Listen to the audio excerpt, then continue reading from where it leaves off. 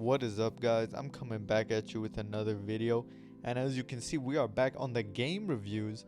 Today we are doing Jedi Fallen Order, a game that I played on my channel. Was not my first reaction, but it was me playing through it on the hardest difficulty. So let's get straight into this review.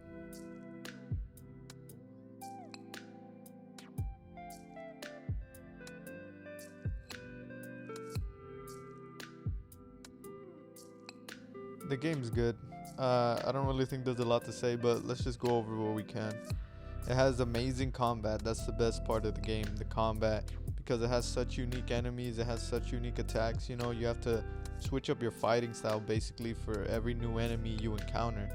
That makes every planet you visit with different creatures trying to kill you. It makes everything so unique. It makes everything so refreshing. It makes every planet really feel different from each other. I recognize that the fighting is kind of like Dark Souls, but it's nowhere near as hard as Dark Souls, but it is one of the harder games that I can think of in recent releases. The game really does have some challenging moments within it, within the boss fights. I think the boss fights are pretty dope, although there's very few. The ones that are in the game are dope as heck, and fuck man, they're memorable, to be honest with you. The game in itself has a lot of memorable moments. Well, that's probably just because I'm a huge Star Wars fan. I probably found a lot of things enjoyable that the regular person wouldn't. The game is very short, I'm not gonna lie. That's why I wouldn't recommend you buy it for $60, but I see it going on sale a lot. Maybe if you get it for like 40, 30, then it's a good purchase. For sure, if it's 20 bucks, you should definitely buy it in my opinion. There's a total of, I think, 4 or 5 planets. Although there's few planets, every planet is very memorable and very aesthetically pleasing in their own way. There's different enemies on every single planet. A lot of content for this game comes from exploring, which is something I did but not something I indulged in a lot of. I only did it when necessary. It's not exactly the most fun thing, I'm not gonna lie to you. They did try to add more content via combat challenges, which is what you see me doing on the screen right now. They are fun, but not something that you should really rely on to make the game fun. It's kind of something for after you beat the game or try to make yourself better with the combat system in the game.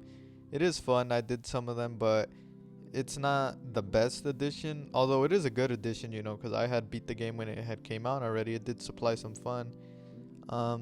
Most of the fun you're going to be having is with the story, honestly, with seeing what's going to happen with Cal, what's going to happen with his crew, you know.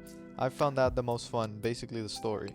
If you want some flaws with the game, I would have to say that sometimes I noticed that the buttons do not read when you press them. Maybe I'm pressing too many buttons, I don't know. It's a very short game, I would say. For some people, the combat might be challenging. I saw some people say that they didn't like it, which I thought it's a very satisfying and rewarding system, but I guess you can count that as a flaw as people were complaining about it. Very few boss fights. Another complaint is how difficult it is to traverse in the planets. Honestly, they made it very difficult. They made it very confusing. I think they could have used a better mapping system, but hey, it is what it is. That's what we got. Another complaint I have is the limited customization in the game. You can barely customize the character, if at all. You can customize your lightsaber a lot, kind of, but that's towards the end of the game, the very end of the game, which it's cool because it's a strong moment, to be honest with you, but I would have liked to see more customization within the game. I think the puzzles in the game were a really good addition. I know some people didn't like those because, I'm not gonna lie, sometimes the puzzles can be a little bit stupid, but I find them enjoyable. There's only a few of them, so it's not like you're bombarded by all these puzzles throughout the game. Another thing I really liked is how interactive the world was. So for example, if I were to jump from one ledge to the other ledge and then the second ledge would break or something would happen in the world that would affect what I was doing, the animation I was in, I found that really enjoyable and kind of kept you on edge. Oh, you don't know what's going to happen when you jump from this ledge to the second ledge. There were often times where you thought you were doing something simple and then it would traverse into this whole different thing. It was quite exciting, you know, kept me on the edge of my seat, and I thought that was a great addition, how interactive the world was. There's not really any side quests. It's mainly just one big story and you exploring the planets, you know, trying to conquer all your enemies, trying to outsmart them basically.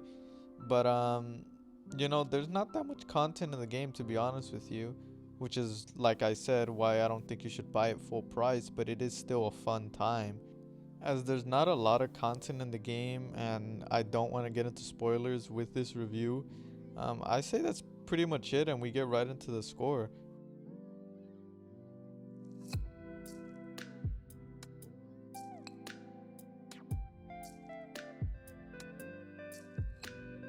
7 out of 10.